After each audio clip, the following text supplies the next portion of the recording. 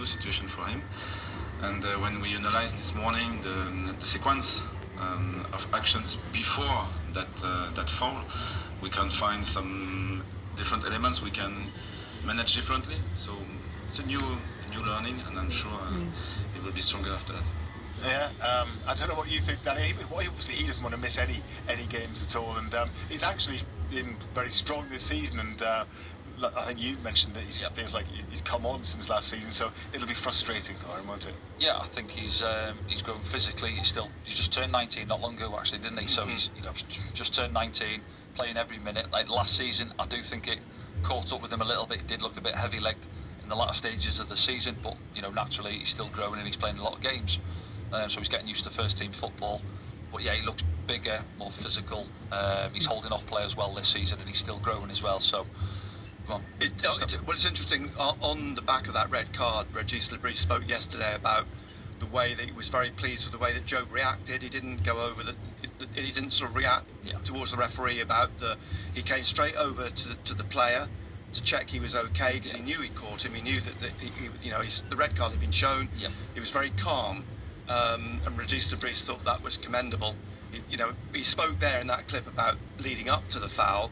There were a couple of fouls, and Job has slightly lost control, but that was what led to the rash challenge. But he said in the aftermath of that, Job's reaction was good.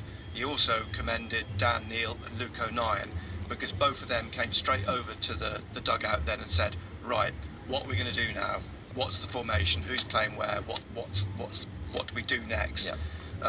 So he's very, very pleased with the reaction the players showed in that situation, going down to 10, and then expecting Queen's Park Rangers to, as we saw, do what they did, basically try and launch everything at Sunderland to try and get a winner. Go on, Danny. No, I was going to say, I think that he's mature, isn't he, Joby? I think he's 19. You look at his brother, the way he talks as well. I think he's 21, is he, Jude? And they're both mature when they're interviewed and speak really well. And just his reaction, I think he almost accepted it. He knew he'd gone over the top. You can see he was checking on the player, and then just the way that people were getting around him, and he almost accepted it and apologised in a way when he walked past the dugout and to the manager, didn't he? But yeah, I think he accepted it. He moves on.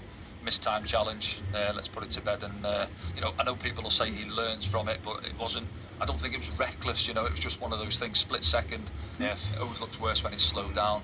Just unfortunately went slightly over the top of the ball and caught the lad.